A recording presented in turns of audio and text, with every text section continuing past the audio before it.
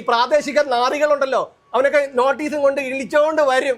പറഞ്ഞിട്ട് ഇവിടെ നിന്ന് പറഞ്ഞു വിട്ടേക്കണേ, എന്ത് തന്നാൽ എന്ത് ചെയ്താലും നിന്ന് കൊണ്ടോളണം എന്ന് വെച്ച് കഴിഞ്ഞാൽ അടുത്ത ഭരണം വരണം. എന്നാലേ ഇവിടെ തമ്പുരാന് നീ അടുത്ത വെട്ടിപ്പിന്ന് കളവറിക്കാൻ പറ്റൂ. 10 വർഷം കഴിഞ്ഞു, ഇനി ഇവിടുന്ന് ക്ലിഫ് ഹൗസിൽ നിന്ന് ഒഴിഞ്ഞു പോകുന്ന കാര്യത്തെക്കുറിച്ച് അയാൾക്ക് ചിന്തിക്കാനേ പറ്റില്ല. മനസ്സിലായോ?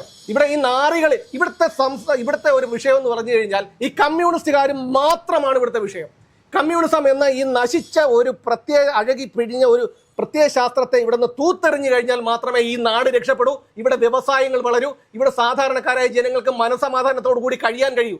മനസ്സിലായി? ഇപ്പോൾ അവന്മാര് മറ്റേ മായായും മാരീചനായും ഒക്കെ വേഷം മാറി വരുന്നു എന്ന് കേട്ടിട്ടില്ലേ? ഇപ്പൊ കണ്ടില്ലേ, പല തരത്തിലുള്ള പ്രചരണങ്ങളാണ് നടത്തുന്നത്. ഇവിടെ തേനും പാലും വേറെ എന്തൊക്കെയോ ഒഴുക്കിയെന്നാണ് പറയുന്നത്. 2016 മുതൽ പിണറായി വിജയൻ അയാൾ ഉള്ളപ്പോൾ നമുക്ക് റോഡിൽ പോലും ഇറങ്ങാൻ പറ്റാത്ത ഒരു അവസ്ഥയാണ്. ഈ 2018 ഈ യുവതി പ്രവേശനത്തോടനുബന്ധിച്ച് ചെയ്ത തെമ്മാടിത്തരങ്ങളുണ്ടല്ലോ, ഒരു ഹിന്ദു തന്തയ്ക്ക് പിറന്ന ഒരു ഹിന്ദു മറക്കില്ല. പിന്നെ തന്തയ്ക്ക് പിറക്കാത്തവന്മാരുടെ കാര്യം എനിക്കറിയില്ല, പഞ്ചായത്ത് വകകളിൽ പറയണമുണ്ട്, അവന്മാരുടെ കാര്യം എനിക്കറിയില്ല.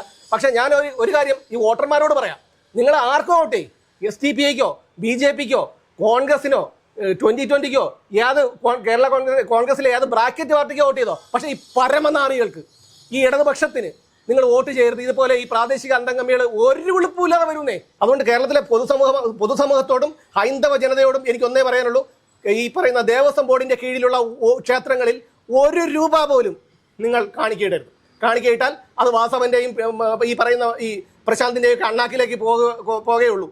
നമ്മുടെ പൈസ എടുത്ത് നമുക്ക് വേണ്ടി പിന്നെ നമുക്കെതിരായിട്ട് കേസ് എടുത്തുകയാണ്. ഒന്ന് ആലോചിച്ച് നോക്കൂ. ഇവരൊക്കെ എന്താണ് ചെയ്യേണ്ടത്? ഇതെന്താണ്? ഇതൊരു സർക്കാരാണോ? ഇതിനു മുമ്പ് ഇവിടെ എത്രയോ പേര് ഭരിച്ചു. EMS മുതൽ ഉമ്മൻചാണ്ടി വരെ ഇവിടെ എത്രയോ ഗവൺമെന്റ് ഉണ്ടായി. ഈ 10 വർഷത്തിന് ഇപ്പുറം, ഈ 2016 ശേഷമല്ലേ കേരളം ഇത്രയും അധപതിച്ചത്?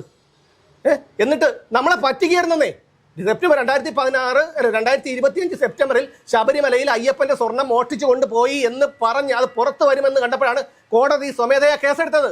നമ്മളെ തെറ്റിദ്ധരിപ്പിക്കുന്ന പദ്ധതി അവിടെ തുടങ്ങി. അവിടെ മുതൽ ഇന്ന് കാണുന്നത് എന്താണ്? തന്ത്രി എന്താണ് ചെയ്തത്? നിങ്ങളൊന്ന് ആലോചിച്ച് നോക്ക്, പത്രം വായിച്ചു നോക്ക്, അല്ലെങ്കിൽ ഇതെല്ലാം കൂടെ ഒന്ന് വിശകലനം ചെയ്ത് നോക്ക്. അതിനൊരു ഒരുപാട് ബുദ്ധിയും നിയമപരിജ്ഞാനം ഒന്നും വേണ്ട. ഈ പരമനാറികൾ എനിക്ക് കൂടുതലൊന്നും പറഞ്ഞു കഴിഞ്ഞാൽ ചിലപ്പോൾ അത് ശരിയാവില്ല. അതുകൊണ്ട് ഈ പരമനാറികളെ വീടിനകത്ത് കയറ്റരുത്, വീടിന്റെ തിണ്ണയിൽ പോലും കയറ്റരുത്. ഈ പറയുന്ന പ്രാദേശിക അന്തംഗമികൾ എന്ന് പറയുന്നവന്മാർ വോട്ട് ചോദിച്ചു വരുമ്പോൾ